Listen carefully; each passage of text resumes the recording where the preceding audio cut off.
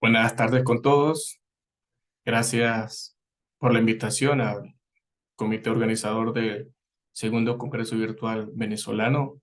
A la vez también estoy muy emocionado de participar en él, ya que en conmemoración pues, de nuestro gran maestro, nuestro gran mentor, nuestro gran guía, nuestro gran amigo, como lo fue nuestro querido Nano, ¿sí?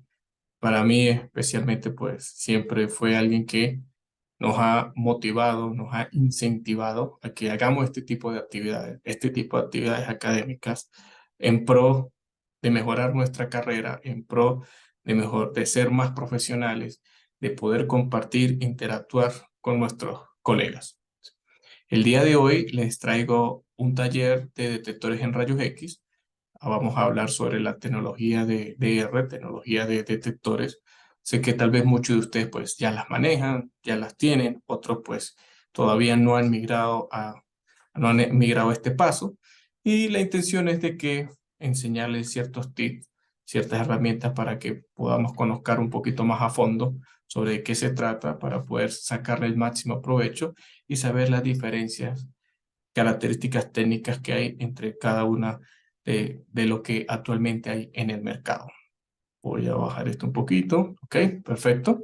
Entonces vamos a iniciar. ¿Qué es lo que queremos conversar el día de hoy? Vamos a hablar sobre conceptos y orígenes, vamos a hablar sobre las diferentes tecnologías, sus características, software de procesamiento, la conectividad, optimización de imagen, movilización y transporte, y no por último menos importante, sobre la limpieza y desinfección de los detectores. Un poquito sobre los diferentes acrónimos que tenemos, pero entonces es importante saber de que la tecnología de EDR, la radiología directa, no es algo nuevo, no es algo nuevo que ha salido estos últimos años. Los pioneros de las casas comerciales que sacaron esto al mercado empezó en la década de los 90. Estos detectores eran totalmente fijos, detectores que eran solamente ubicados en buquimurales, al inicio un poco elevados en sus costos, pero demostraron que servían para lo importante que era mejorar el flujo de trabajo, disminuir las dosis y mejorar la calidad de la imagen. ¿Ok? Entonces, dependiendo de las diferentes casas comerciales, pues tenemos diferentes nombres. Algunas casas comerciales lo llaman detector, retrofit, flat panel, paneles, skip panel, panel detector, flat detector, panel X-ray, y mayormente pues quiere decir lo mismo, ¿sí? TR, radiología directa. En el mundo de ATFA lo llamamos retrofit. Entonces ustedes dirán retrofit, pero ¿por qué retrofit? ¿Qué quiere decir retrofit? Pues es como decir como la onda retro, ¿sí? Es como fusionar, vamos a volver a la onda retro, ¿no? Es como fusionar lo viejo con lo nuevo. Y ese es el concepto que queremos llegar a los clientes, de que es que con tu equipo viejo de radiología lo podemos fusionar con uno de nuestros detectores y vamos a tener un equipo digital, vamos a obtener una imagen de excelente calidad diagnóstica y vamos a modernizar tu servicio. ¿Ok? Entonces, los beneficios, pues como ya les comenté, la idea es aumentar el flujo de trabajo, son estos principales tres pilares: aumentar el flujo de trabajo, evitar esa movilización que hacía el personal, tomaba el cassette, iba a la digitalización, se devolvía. Entonces, evitar ese flujo, aumentar el flujo de trabajo, evitar que las personas tengan mucho tiempo en sala de espera. Por supuesto, mejorar la calidad de imagen, mejorar los diagnósticos, y lo más importante, que es donde está el gran reto, es siempre reducir la dosis de radiación.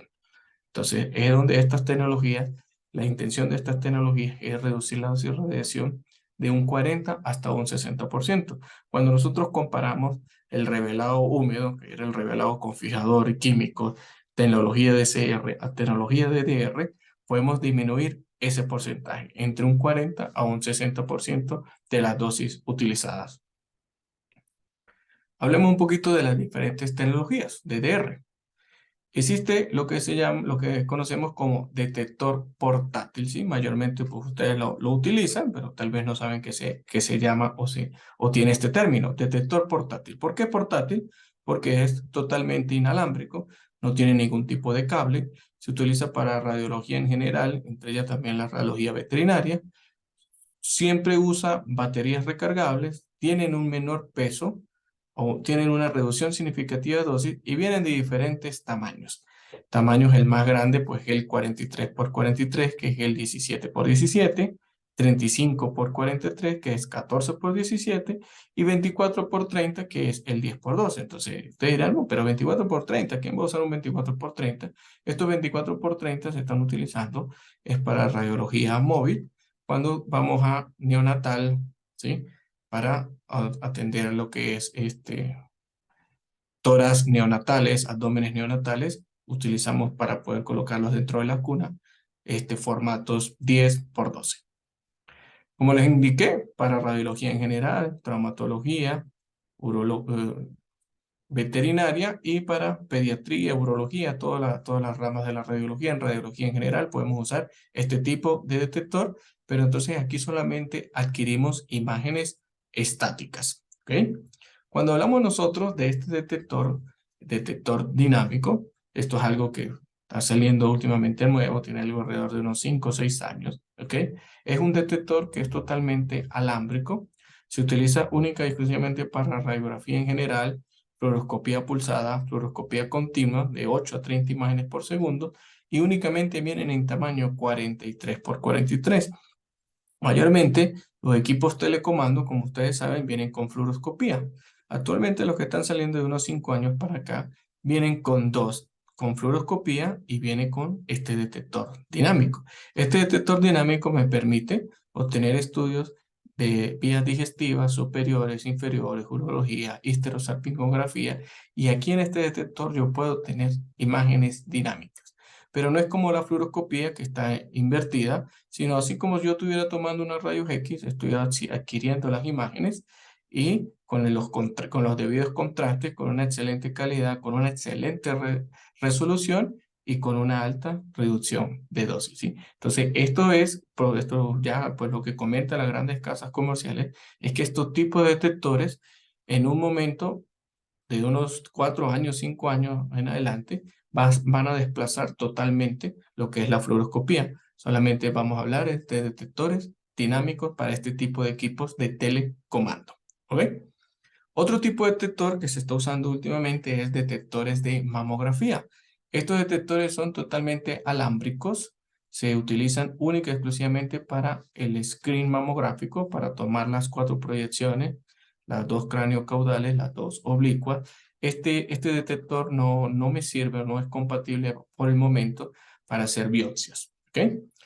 Esto tiene un menor peso, tiene una reducción muy significativa de dosis. Aquí sí le puedo lograr decir que se logra reducir hasta un 60%, integrado con mamógrafos análogos, con cualquier tipo de mamógrafo de cualquier casa comercial. Y aquí únicamente viene en los dos tipos de tamaño, que son los dos mismos tipos de tamaños que tienen los bookies de mamografía, que es el 24 por 30, el 10 por 12, y el 18 por 24, que es el 8 por 10, obteniéndose una excelente calidad de imagen, con una alta resolución, con un alto contraste y con una excelente calidad diagnóstica. Hablemos un poquito sobre las clasificaciones ahora de los detectores. Ya conocimos los diferentes tipos de detectores. Y ahora, ¿cómo se clasifican los detectores? Las diferentes tecnologías. Entonces, las tecnologías de los detectores se clasifican en tecnología directa y tecnología indirecta. La tecnología directa es que transforma los rayos X en una señal eléctrica y la indirecta transforma los rayos X en luz. ¿Ok? Entonces, bueno, vamos a ver aquí ustedes cuáles son los detectores que ustedes manejan, qué tecnología es, si es directa o indirecta. Si aquí comparamos cómo es la tecnología directa, ¿ok? La tecnología directa es detectores de amorfo selenio, ¿sí? Es cuando viene aquí el impacto de los rayos X, convierte en un diferente de potencial, convirtiéndome la imagen, ¿ok? En cambio, cuando vemos los tecnología indirecta, que son mayormente los que son de gadolinio y de cesio, cuando viene el efecto fotoeléctrico de los rayos X, al estar con el detector, transforma lo que es en luz cuando choca con los cristales de cesio o con el polvo de gadolinio, transformándome esto en una señal y plasmándome la imagen. ¿Ok? Esas es las dos diferencias de tecnología. Tecnología directa y tecnología indirecta. Indaguemos un poquito más sobre ellas. Cuando hablamos de tecnología directa, las características es que su centellador es amorfo selenio. El amorfo selenio es un excelente semiconductor utilizado en muchas tecnologías electrónicas. Su matriz de detersión es amorfo silicio. Utiliza condensadores de carga de imagen y transistores de película fina. Importante este detalle, que el amorfo selenio obtiene una mayor resolución para objetos pequeños y objetos medianos.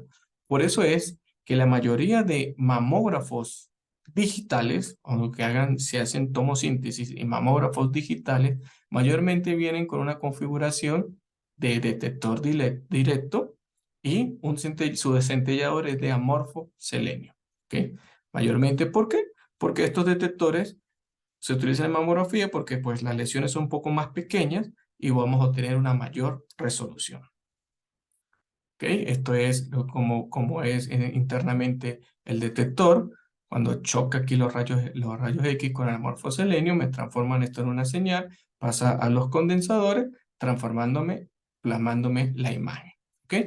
Cuando hablamos de tecnología indirecta, sus diferentes centelladores pueden ser de cristales de cesio o polvos de gadolinio. Su matriz, igualmente de amorfo silicio, utiliza fotodiodos porque detectan la luz, la transforman en energía, utilizan transistores de película fina y obtenemos la imagen, ¿sí? Mayormente, los de yoduro de cesio obtienen una mayor resolución para objetos largos, estructuras grandes, como huesos largos, ¿ok? Entonces, importante saber estos detalles. Entonces, los que pues saben que utilizan mamógrafo, saben que mayormente su centellador, su detector, es de tecnología directa. En cambio, los que utilizan actualmente radiología con un detector portátil, pues deben saber si es de cesio o de gadolinio y vamos a saber las diferencias de ellos. ¿Ok? Cuando hablamos de los detectores de gadolinio, de Gauss, ¿sí? Son polvos de gadolinio. Entonces, este es el detector, estos son los rayos X que interactúan con el polvo, que es un metal, gadolinio, ¿sí? Transformándome esto en una señal eléctrica, obteniéndome la imagen captada por unos fotodiodos. Pero cuando es los centelladores de cesio, su estructura es aguja de cesio, ¿ok? Esto me convierte la señal, el impulso eléctrico, o sea, se obtiene una mayor resolución de la señal, una mayor intensidad. Por eso es que decimos de que con los detectores de cesio obtenemos una mejor calidad, una mejor señal con menos dosis de radiación. ¿Ok? Entonces, aquí es donde hablamos de la tecnología directa de un semiconductor, de la tecnología indirecta de gadolinio y la tecnología indirecta de cesio. Y vemos aquí que si vemos su amplitud de onda, vemos que en la tecnología de cesio tenemos una amplitud de onda más alta y con una mejor señal.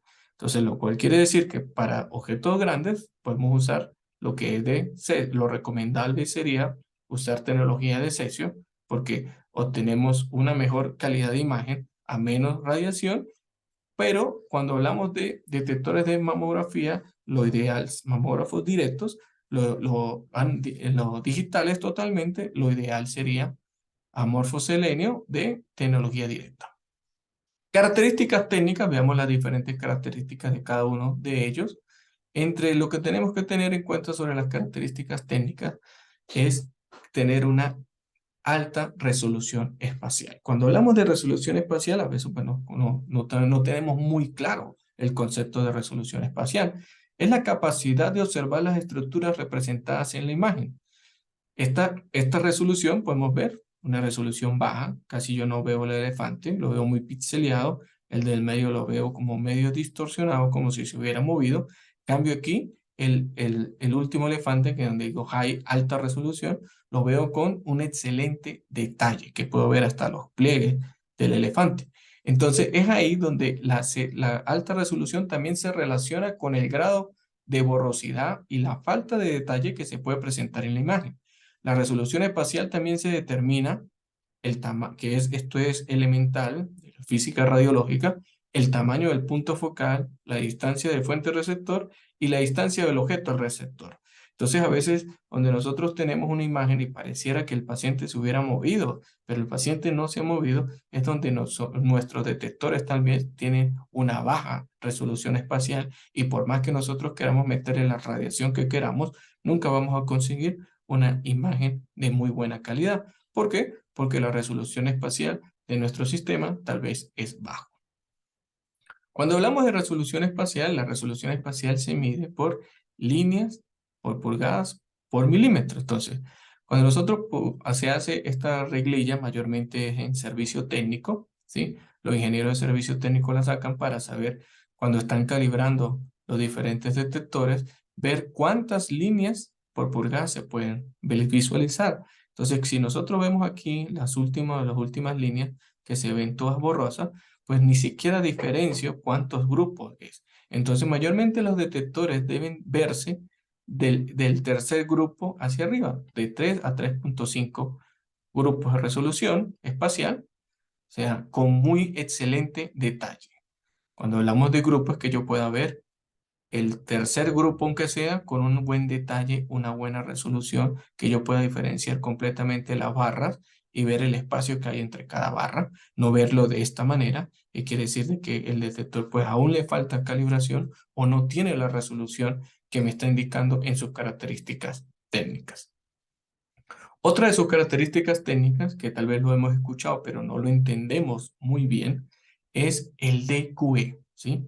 La eficiencia cuántica de detección. Entonces, mayormente tú dices, pues, el DQE, ¿qué será este DQE? ¿Sí? El DQE se describe como la eficacia con la que un sistema de imágenes de rayos X puede producir una imagen con una alta señal ruido. El DQE es igual a una alta señal pero entre el ruido. ¿Qué quiere decir esto para que lo podamos entender?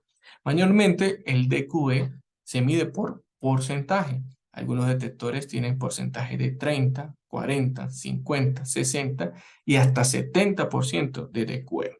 Para que lo podamos entender, digamos que nos vamos a desplazar desde la bella ciudad de los Caballeros de Mérida hasta Caracas, ¿sí? Vamos a utilizar, bueno, un auto, vamos a utilizar 18 horas, pero en mi auto que tiene un DQE de 50%, ¿sí?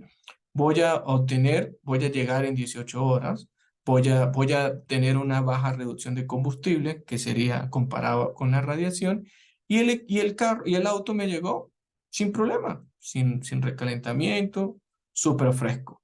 Cuando usamos ahora un detector, hacer el mismo traslado desde Mérida a Caracas, en vez de 18 horas, me duró 24 horas.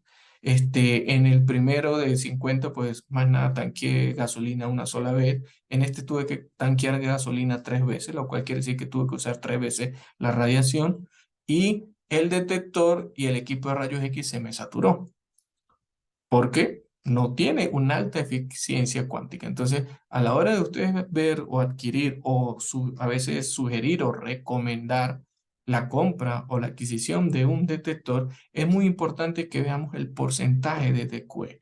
El porcentaje de DQE es el que me va a permitir que voy a tener una buena resolución sin obtener tanta dosis de radiación. ¿Ok?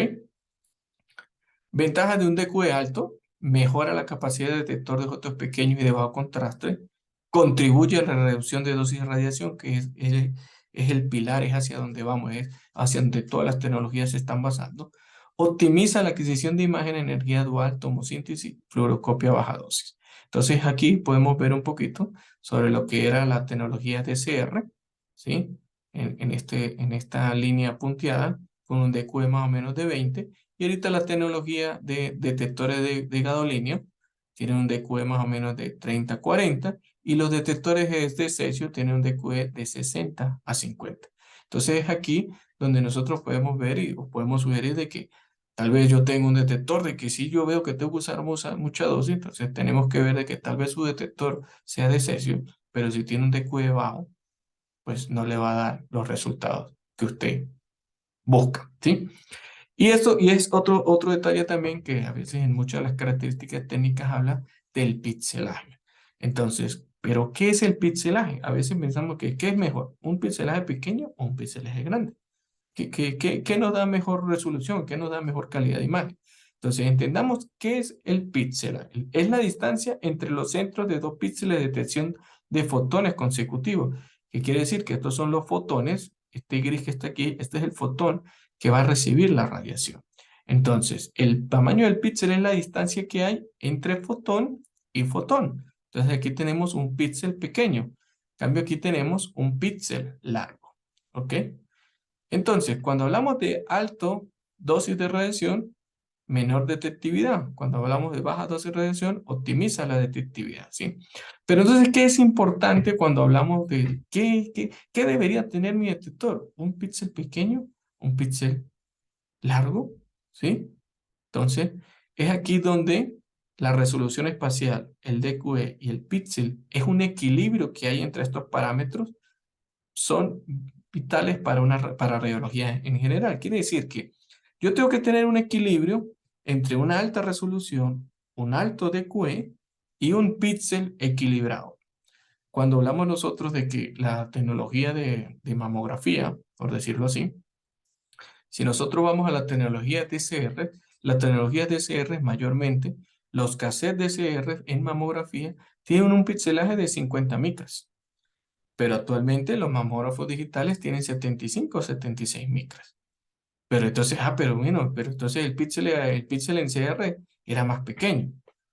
Por supuesto, tendría que yo ver más resolución, tener más detalle, pero mi DQ era bajo. Esto es lo que quiero decirle. Entonces ahora los mamógrafos digitales tienen un píxel no tan alto, ¿sí? Estamos hablando de menor de 100, de unos 75, 76, pero tienen estos un DQ alto de 50 a 60, lo cual me va a dar una mejor resolución y voy a caracterizar mayor las lesiones. Entonces es aquí donde yo no puedo tener un píxel pequeño, pero con un DQE bajo y una resolución espacial baja. O sea, todo tiene que tener un equilibrio en estos tres parámetros, que es DQE, resolución espacial, y el píxel. Entonces, estos son los diferentes tamaños de píxel que actualmente se utilizan en las aplicaciones clínicas como radiología en general, que son entre 100, 150, 180 píxeles, tomografía, angiografía. Entonces, esto es mayormente para que podamos tener una idea de que no tampoco tener los más bajos es lo ideal. También, ¿qué va a pasar? Que al tener yo un píxel más bajo, los detectores van a ser más pesados y, por supuesto, más costosos. Hablemos ahora sobre las baterías desmontables. Las características de las baterías, ¿sí? Mayormente todos los componentes de las baterías son de iones de litio. Estas baterías no se miden por años de utilidad, ¿no? Que las baterías tienen 1 año, tienen 2 años, yo las tengo guardadas, esas no se me van a dañar. No, las baterías se miden por su vida útil en ciclos. ¿Qué son estos ciclos? De 40 a 500 ciclos de carga. ¿Qué quiere decir estos ciclos de carga? Quiere decir cada vez que yo lo pongo a cargar. Entonces, esta duración de carga me dura de 4 a 5 horas. Mayormente el tiempo de carga debe completarse de 2 a 3 horas, su voltaje nominal es de 6 a 10 voltios, capacidad que tiene de 3.000 a 4.000 miliamperios hora y mayormente su peso es de 100 a 200 gramos. Pero ¿qué es lo importante que yo debo saber sobre las baterías? ¿Cómo hago yo para alargar el tiempo de la vida media de mis baterías? Que hablamos de ciclos de carga. ¿Qué quiere decir esto? Digamos que yo cargué el detector, le puse las baterías a las 7 de la mañana, pero resulta que yo atendí un paciente, tengo yo un bajo flujo de pacientes, y yo atiendo un paciente por allá a las 9, el otro a las 11, en la tarde atiendo dos más, y ves que la cosa está floja, pero resulta ser que atendí 4 pacientes, pero cambié las baterías 4 veces. ¿Sí? ¿Por qué? Porque me llegó un solo paciente. Entonces, aquí yo no estoy sacándole la verdadera utilidad a la vida útil, perdón, la verdadera utilidad a las baterías, o no estoy cuidando las baterías como debe ser. ¿Cómo debo yo ser entonces? Yo debería apagar el detector, tenerlo apagado. Los detectores para sincronizarse mayormente lo que duran son de 10 a 15 segundos para volver a sincronizarse con la estación de trabajo. Entonces, si yo tengo un bajo flujo de pacientes, pues yo debería apagar el detector. Mayormente nos terminamos el turno a las 7 cuando son centros que solamente son de diagnóstico, que trabajan hasta las 7 de la noche. Y yo dejé la batería puesta, esa batería llega a su carga hasta lo más bajo. Cuando estaba recién montada, si yo lo hubiera apagado, al otro día me hubiera servido y así yo voy disminuyendo sus ciclos de carga, ya que cuando yo sobrepaso estos 400, 500 ciclos, las baterías empiezan a durarme 1 hora, empiezan a durarme 2 horas o ya me marcan error y no me van a servir. ¿Cómo puedo yo optimizar el uso de las baterías? ¿Sí? Mayormente, ¿cuál es la recomendación? Hay diferentes niveles de carga y a veces se reflejan en colores, ¿sí? 100%, 60%, 20, 10% y cero ya cuando totalmente no tengo absolutamente nada. Mayormente, todos los sistemas están diseñados, todas las workstations nos dan una notificación de que cuando la batería está al 20, 30%, es lo ideal de que deberíamos cargarlo. ¿Por qué? Porque no podemos esperar que la batería llegue por menos de 10%, ya que se dañan sus celdas y empieza a tener esta batería problemas para cargarse al 100% o para que me dure más. Entonces, cuando yo voy a hacer, pues, estoy preparado, ya voy a hacer tengo el paciente posicionado, voy a hacer el disparo y me da la notificación de que debo cambiar las baterías, no quiere decir que usted no pueda terminar con el estudio, sí, usted puede prácticamente terminar con el estudio porque él está notificando que tiene un 20-30%. Termine ese estudio y en ese momento debe cambiar las baterías, debe ponerlas a cargar. De esa manera optimizaría usted los ciclos de carga y protegería que no se dañen las celdas de estas baterías para que nos duren un poco más. Lo otro importante es la temperatura de carga. Mayormente los centros están refrigerados de 20, 18 grados centígrados, pero nosotros tenemos que visualizar o tocar el cargador. Estos cargadores, si no están verdaderamente polarizados a tierra, el positivo, el negativo en la conexión del toma eléctrico, empiezan a sobrecargarse y esta sobrecarga daña también las baterías. Un cargador que esté en muy buenas condiciones, la batería puede estar ahí y llega al 100% y él automáticamente me sigue marcando el 100%, pero él me corta la corriente, ¿sí? Pero si estos cargadores todo el tiempo tienen una temperatura elevada, que no es normal, no debería tener una temperatura elevada, debemos nosotros revisar la polaridad del conector, ver que estén con su aterramiento para que no me dañe tampoco las baterías. ¿Ok? Otra recomendación es que si no voy a usar el equipo, si tengo muchos tiempos de parada, si yo me voy a almorzar a las 12, vuelvo a las 2, vuelvo a la 1, entonces yo debería apagar el detector porque así me estaría yo ahorrando 1 hora de carga, ¿sí? Lo otro es de que nosotros tenemos que tener una rotación efectiva de las baterías. Si yo tengo 3 baterías, 4 baterías, yo debería roturarlas. Deberíamos colocarle un número a cada de esas baterías para ir en un orden, ¿sí? Terminé la 1, paso a la 2 paso a la 3 paso a la 4. No que cargo la 1, la cambié, no sé cuál es, volví a poner la 1 y le estoy dando rotación solamente a una sola. Entonces, esa vida útil de esa batería pues va a decaer más rápidamente que las otras que tengo, ¿sí? Cuando en un centro que tenga un alto flujo, mínimo deben haber 4 baterías, ¿ok? De mínimo 3 a 4 baterías para que tenga una rotación efectiva. Estos otros principales daños es que desperfectos en los cargadores, desperfectos en pines doblados, ¿ok?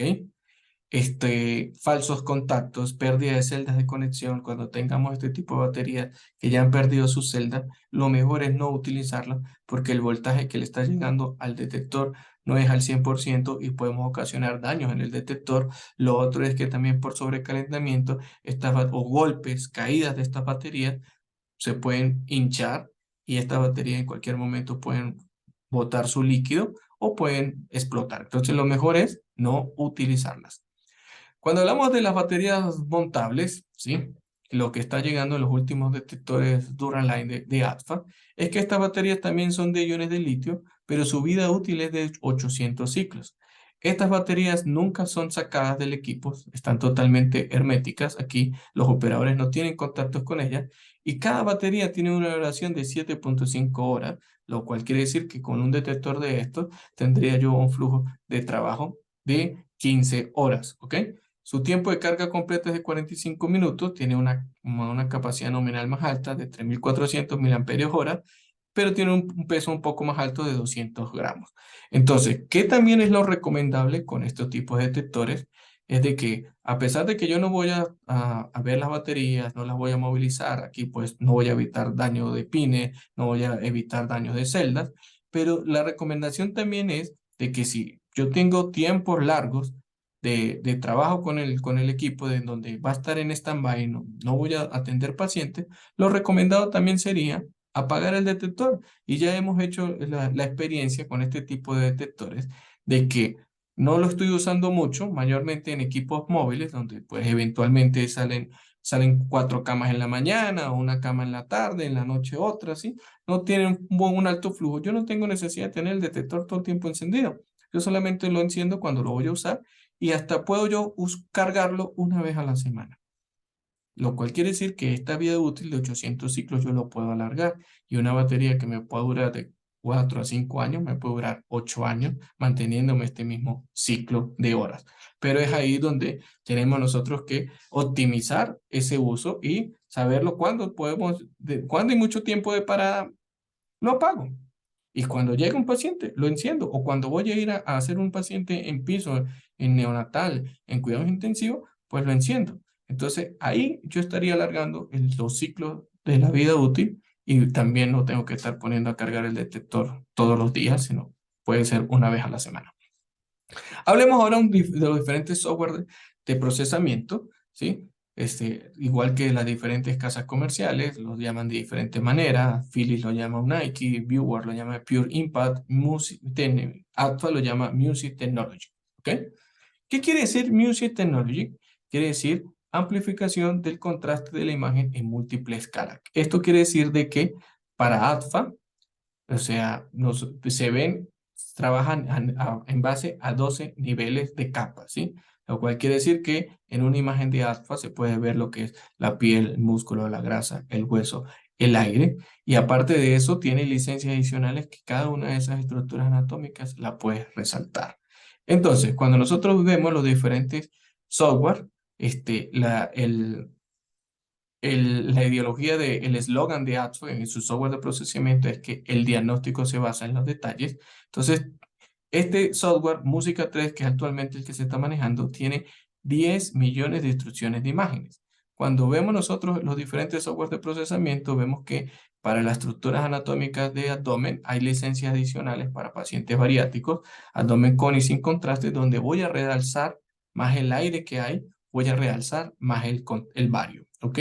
Imágenes de tórax, voy a realzar lo que es la parénquima pulmonar, las imágenes de hueso con sus licencias de Skeleton, aumento lo que es el realce de las trabéculas óseas, en neonatales veo las estructuras, lo que es abdominales, el aire, y en Paratengo tenemos un software también que realza los catéteres, los tubos, y estas licencias son automáticamente, o sea, hacen su procesamiento de manera automática, no hay que darles algún clic adicional. ¿Ok?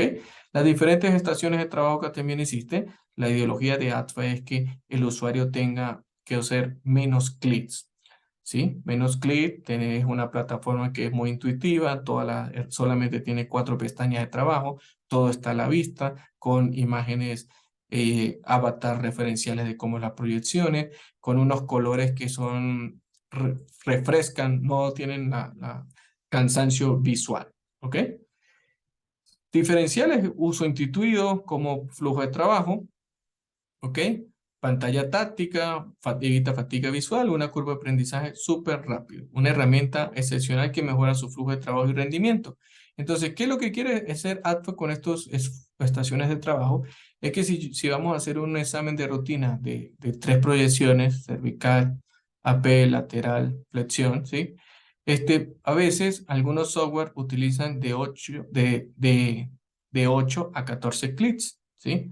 De 10 a 14 clics, En un estudio con ATFA, con una web extensión de esta, solamente tenemos registro del paciente, registro del estudio, ajuste de la imagen, se imprime y se cierra y se envía. ¿Por qué? Porque automáticamente las licencias hacen los diferentes realces, el software automáticamente se configura para que la diferente anatomía se adapte a al tamaño de película, a la impresora que se tiene para 10x12, la impresora que se tenga 14x17, y esto evita que se hagan menos clics y ayuda a aumentar el flujo de trabajo. Ahora hablemos un poquito sobre la conectividad.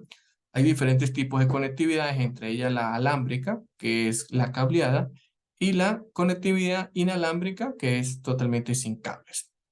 Ventajas de la conectividad alámbrica: la transmisión es de 3 a 5 segundos, el hardware es robusto, sin cambios de baterías, calibraciones anuales, compatibilidad con mamografía, sin pérdida de señal. Desventajas del alámbrico, pues que tienen un mayor peso, requieren calentamiento previo, dificultad para su movilidad. En Genra solamente viene en tamaño 17x17 y su movilidad es totalmente limitada, ¿sí? Cuando hablamos de las ventajas del inalámbrico, tiene mayor peso, fácil movilidad, yo lo puedo llevar del buque de mesa, buque de pared, sobre la mesa, sin ningún problema. Durabilidad de trabajo, variedad de tamaños, 17x17, 14x17, 10x12. Cuando hablamos de las desventajas de este inalámbrico, a veces sus transmisiones de 6 a 20 segundos, el hardware es sensible a caídas, golpes, secreciones, las calibraciones a veces deben ser semestrales, cambio de batería cada de 2 a 4 horas y mayormente a veces hay pérdida de señal que es aleatoria, ¿sí? Entonces eso es lo que podemos ver entre una tecnología y otra. Ahora hablemos un poquito sobre la banda de transmisión, ¿sí? Esto mayormente es cuando se están haciendo las instalaciones.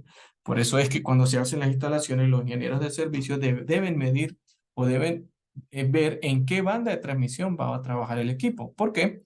Porque cuando hablamos de que trabajamos en la banda de 2.4 GHz, ¿ok?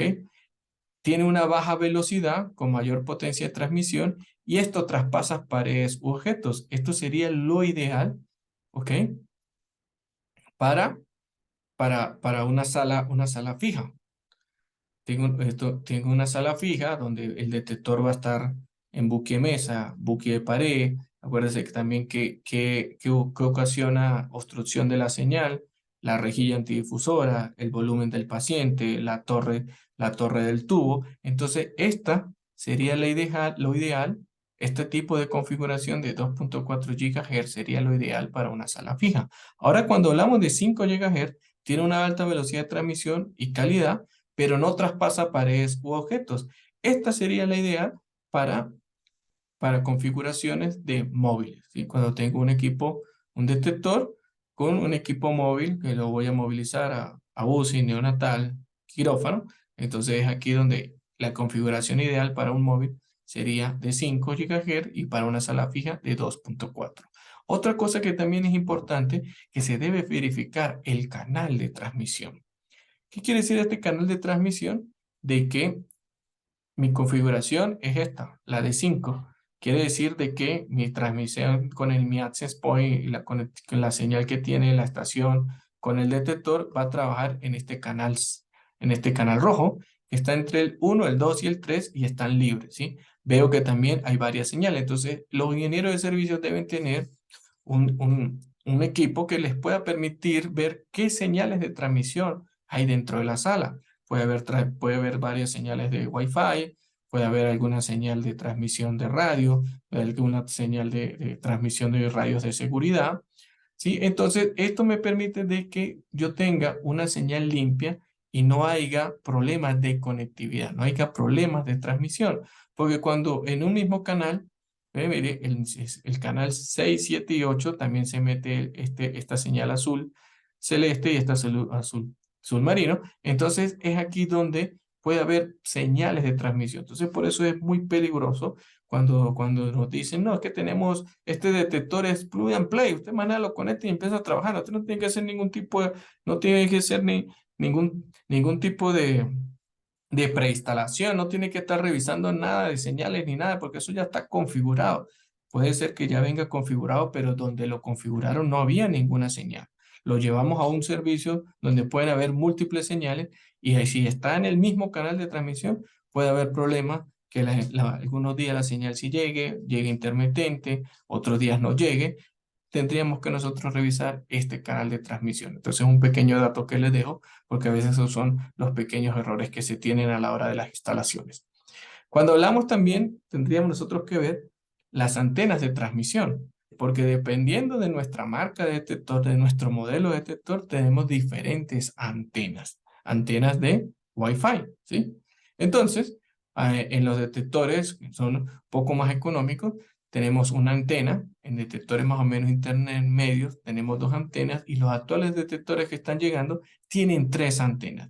Esto me permite que donde esté el detector no me va a perder la transmisión, no se va a perder la señal, optimizando su funcionalidad, ¿ok? Cuando hablamos de antena de transmisión, a veces hay modalidades móviles donde se tiene el móvil, el detector, se tienen estas antenas access point o mayormente a veces vienen ahora con una memory flash si hace una conexión indirecta por medio de access point externo, ¿sí? Pero resulta ser que si esa antena se nos cae, no se pierde la señal, el cableado. Si esta memory flash alguien se la confunde, la saca de la laptop, hasta ahí llegó la conectividad, ya no se puede, ya pierde totalmente la transmisión. Lo ideal sería hacer una conexión directa. Mayormente ya estos últimos detectores, los detectores Dura-Line, vienen lo que es con un access point interno donde no se necesita conectores o antenas externas para que hagan la transmisión con la estación de trabajo. Ellos ya vienen con un access point, una antena interna que hacen lo que es una conexión directa, una transmisión directa. Ahora hablemos un poquito sobre los niveles de protección. Cuando hablamos de niveles de protección, esto ya es un estándar internacional para todos los equipos de electrónica, que dependiendo pues de la diferente casa comercial tienen un número. Este número mayormente es una etiqueta y esta etiqueta lo que quiere decir es que esto, el primer número, que quiere decir IP, que quiere decir International Protection.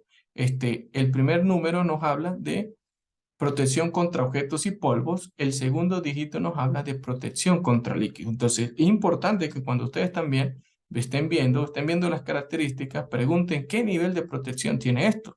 Pues acuérdense que estas tecnologías son sensibles a caídas, son sensibles a las secreciones, son sensibles a los golpes. Pero ¿qué culpa tiene usted si a veces usted está haciendo un niño una cadera y el niño se orina? ¿Sí? A veces hay cosas que se pueden evitar. Por ejemplo, si llega un paciente sangrando, pues lo ideal sería, bueno, páselo primero por emergencia, vamos a colocarle una venda, vamos a colocarle un apósito y después sí lo traemos. O si el paciente usted ve que pues tiene un poco de sangre, pues a veces colocamos una película, se coloca una funda plástica, se protege el detector, ¿sí? Pero también es importante porque saber de qué puedo yo protegerlo, cuál es mi nivel de protección. Ahorita los niveles más altos son el 6 que es a prueba de polvo, y el 7 que quiere decir protección contra inmersión durante un tiempo determinado. Es decir, que usted puede hasta poner el detector bajo el agua por un tiempo determinado y no se va a dañar, lo cual quiere decir que si le llega secreción de orina, sangre, este, sudor del paciente, pues él no le va a pasar nada porque estas unidades actualmente vienen totalmente blindadas, ¿ok? ¿Dónde viene esa etiqueta? Mayormente viene aquí donde vienen estas características aquí atrás. Nos habla de el nivel de protección que tienen los equipos. Optimización de la imagen, esto sí es interesantísimo. ¿Cómo podemos nosotros mejorar la imagen, mejorar la calidad, obtener un mejor contraste? No solamente es detector, yo tengo también que respetar todos los principios radiológicos que he aprendido durante mi carrera. Y entre ellos está la colimación, rejillas antidifusoras, distancia focal, incidencia de las, efecto anódico y el buen uso de las cámaras de ionización. Yo estoy 100% seguro de que todos ustedes han escuchado de esto, pero verdaderamente lo aplicamos. Verdaderamente usamos todas estas técnicas para obtener una mejor calidad a pesar del detector que tengamos. Ok, vamos a hacer un pequeño repaso sobre ellas, ¿sí? Cuando hablamos de la colimación, es importante que se colime para que así de esta manera no estaríamos nosotros, primero, irradiando al paciente innecesariamente y segundo, no estaríamos saturando los software de procesamiento, lo cual los pixelajes únicamente trabajarían aquí donde está llegando la radiación. ¿Ok? La diferencia, mire, o se obtiene una mejor calidad de la imagen, una mejor resolución. Cuando hablamos también de la colimación, a pesar de que sí estamos con un detector 14 por 17, vamos a hacer una mano, vamos a hacer un tobillo, vamos a hacer un pie, deberíamos nosotros colimar lo más que se pueda a la estructura anatómica, como siempre nos dicen toda la literatura que debemos hacerlo. Pero mayormente hemos visto que ya los colegas se han olvidado colimar y últimamente, no, es el tamaño del detector, no el tamaño de la anatomía. ¿Sí? Entonces, esto es muy importante para obtener la excelente calidad, no irradiar al paciente innecesario, no saturar los software de procesamiento. ¿Ok? Otro importante es el uso de rejillas antidifusoras, ¿sí? Este uso de rejillas, pues yo debería identificar, saber de mi equipo qué tipo de rejillas tengo. Si mis rejillas son totalmente verticales, son inclinadas, tienen movimiento, son fijas, movimientos giratorios, movimientos horizontales. Entonces, porque es importante también que hay algunos equipos de rayos X que pueden tener la rejilla, pero si tú no activas la rejilla, ella no funciona. Entonces, no estoy yo dispersando la radiación, estoy saturando también el software de procesamiento y estoy perdiendo resolución, estoy perdiendo detalle, estoy perdiendo calidad. Aquí podemos ver un paciente un poco de gran contextura y ver que en la primera imagen vemos algo distorsionado y ya con la aplicación de la rejilla, utilizando la misma técnica radiológica, vemos más detalles de las estructuras anatómicas, vemos mayor resolución. Entonces, todos estos pequeños detalles que parecen insignificantes son importantes. ¿Ok? Otra cosa que es también vital es la distancia focal. La distancia focal está determinada por el ángulo de geometría de la tira de plomo que tiene la rejilla, ¿sí? Entonces, las distancias focales típicas o mayormente, las rejillas antidifusoras trabajan en 3 distancias focales o 2 distancias focales, siempre en una de 100 centímetros, 40 pulgadas, o 180 centímetros, 72 pulgadas. Entonces, a veces vamos a hacer una columna, vamos a hacer un tórax y no medimos nosotros la distancia focal. ¿Dónde está el tubo? Ahí sale. Eso es igual. No, no es igual. No es igual porque la rejilla que usted tiene y su equipo tiene, trabaja a estas dos, mínimo a estas 2 distancias focales. Y si usted está fuera de esta distancia focal, los rayos no van a alinearse como deben alinearse con las láminas de plomo de la rejilla y no voy a obtener la calidad deseada. Entonces, pongamos nosotros a veces un poquito en práctica esto, tratemos de marcar la distancia de 100 centímetros y de 180 centímetros para que vean que vamos a obtener diferencia. ¿Sí? A veces también hemos evidenciado que en detectores con la distancia focal empiezan a salir líneas. El detector es tan sensible que me salen las líneas, más que todo en extremidades. ¿Por qué? Porque no estoy en la distancia focal. Y esto ya lo hemos hecho muchas pruebas, que nos dicen, bueno, es que no, es que cuando yo voy a hacer el buque de pared, unos pies con apoyo, me salen líneas. Es que el detector está dañado, pero es que solamente cuando está en el buque de mesa, en el buque de pared, porque cuando está en el buque de mesa o fuera de la mesa, no me salen las líneas, pero es que se me daña es cuando está en vertical. Y no es que se dañe, sino que no estamos usando la distancia focal adecuada y la sensibilidad del detector, la resolución que tiene, hace que salga la rejilla. Si nosotros usamos la distancia focal correcta, te puedo asegurar de que esas rejillas no van a salir. La incidencia del haz es otro detalle muy importante. Tenemos que saber nosotros dónde estamos incidiendo el haz. Lo que ha pasado últimamente con estas nuevas generaciones es que nos estamos acostumbrando es a maquillar la imagen, tanto en CR como DR, y no debe ser así. Yo debo de respetar el posicionamiento, la incidencia del rayo para que haya una homogeneidad del haz de rayos X para obtener una excelente calidad de la imagen. Si podemos ver la imagen 1, tengo una incidencia del rayo, pero si vemos la imagen 2, a veces una columna estamos centrando muy posterior o centramos en el abdomen, cuando la columna está también un poco posterior. Entonces es muy importante también nosotros repasar estos detalles para mejorar nuestra calidad. Y una cosa que tal vez a veces se nos ha olvidado es el efecto anódico. ¿Qué quiere decir el efecto anódico? ¿Sí? Que tengo yo mayor penetración de rayos X hacia el cátodo que hacia el ánodo. Entonces yo debo identificar en mi equipo de rayos X dónde está el cátodo y dónde está el ánodo para saber cómo voy a posicionar, hacia dónde voy a colocar mi paciente. La estructura más gruesa debo yo colocarla hacia el cátodo, la estructura más delgada debería yo colocarla hacia el ánodo, ¿sí? Entonces si podemos ver este pie, Pues vemos aquí que está la región del tobillo hacia el cátodo y al nivel. Entonces, a veces dicen, no, es que cuando yo hago unos pies, los dedos me salen negros. Pues le salen negros tal vez porque te ha invertido. Tiene usted más penetración, está poniendo usted en los dedos del pie hacia el cátodo y no hacia el ano. Igualmente cuando hagamos un abdomen, ¿sí?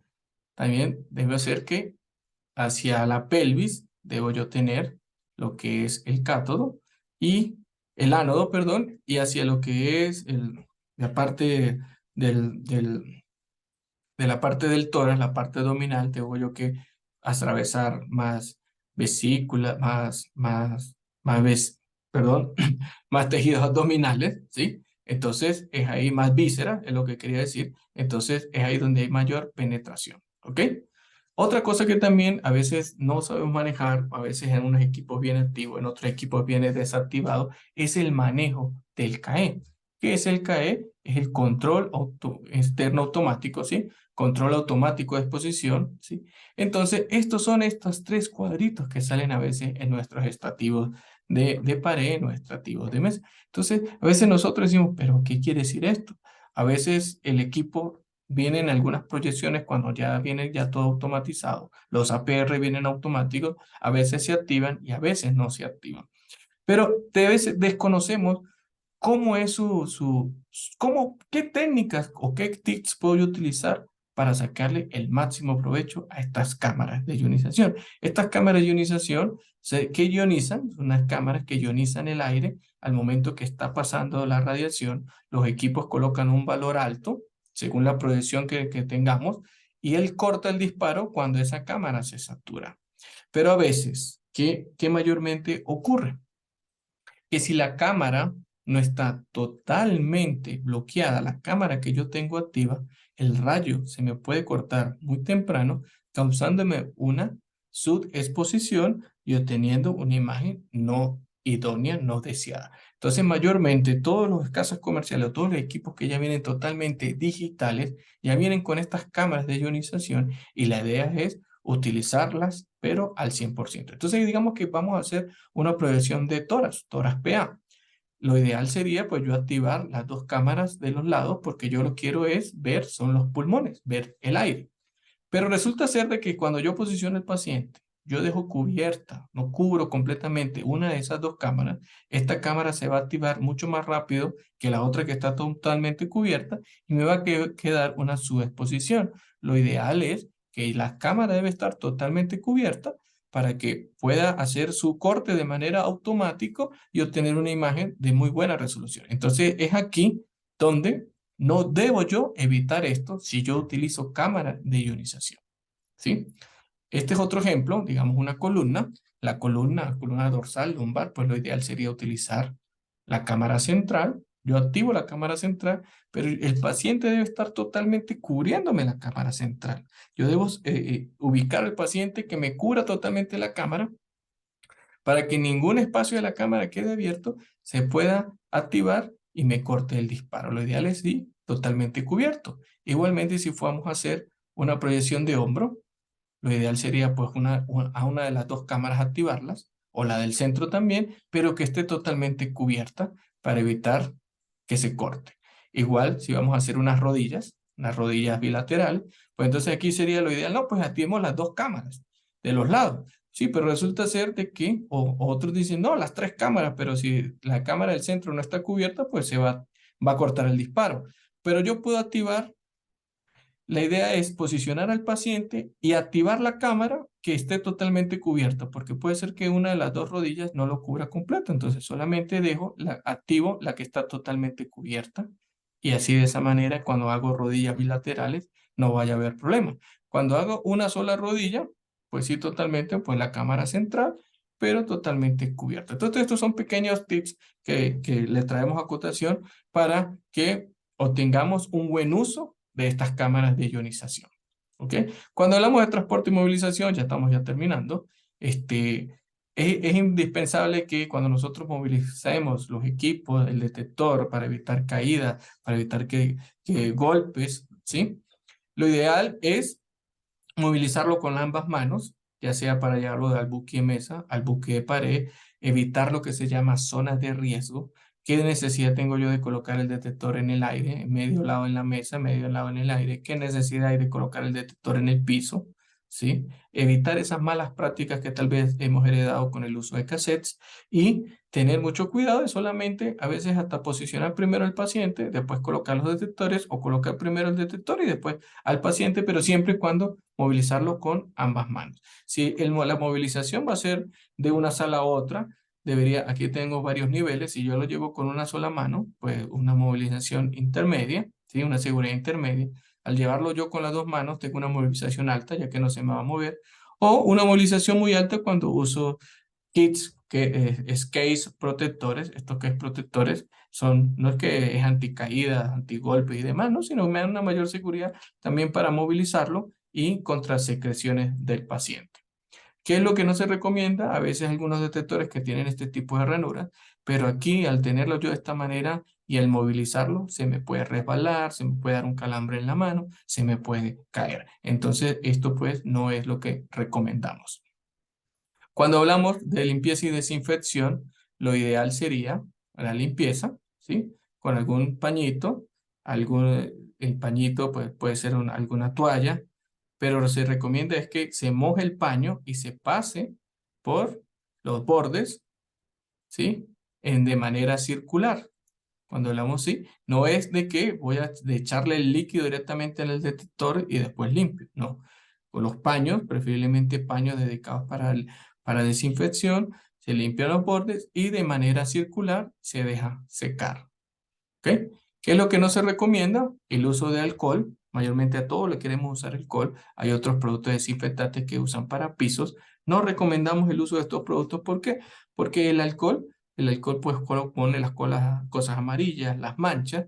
El alcohol también es inflamable y el alcohol da conducción eléctrica. Y estos otros productos que se usan para desinfectar pisos y demás, a veces lo que son las partes metalizadas las corroe y las oxida.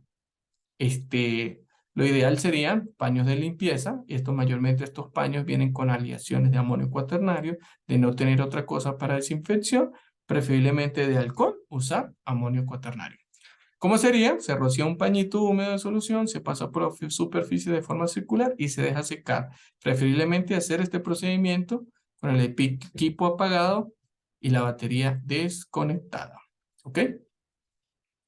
Bueno, ya finalizando, quería traerles esto de que esto era parte de lo que nos comentaba nuestro gran profesor Nano, de que esta ilustración nos trae de que, bueno, vemos tres sarcófagos bien pintados con un buen diseño. Entonces, en el último sarcófago, pues lo que hay es como un matacho ahí, una silueta de una carita y unos brazos. Entonces, nos dice aquí que en el último está enterrado el artista que decoraba los sarcófagos. Esto quiere decir pues que como este artista, nadie le pintó su sarcófago porque tal vez él nunca enseñó a nadie cómo era transmitir los conocimientos, cómo era su técnica, cómo era su arte, ¿sí? Entonces tal vez nosotros como profesionales no debemos caer en esto, sino también compartir nuestros conocimientos porque tal vez el día de mañana vayan a entender un familiar nuestro, un hijo nuestro o nosotros mismos y tal vez que no nos pase lo que le pasó al artista. Y ya para finalizar, les dejo aquí algunos recuerdos con nuestro querido Nano, siempre en jornadas científicas, ¿sí? Y como estas palabras me recuerdo, que siempre las decía, las palabras de Richard Feynman: si quieres dominar algo, enséñalo. Cuando más enseñas, mejor aprendes. La enseñanza es una herramienta poderosa para el aprendizaje y así es como siempre voy a recordar a nuestro querido gran amigo en su refugio, siempre contento y sonriente.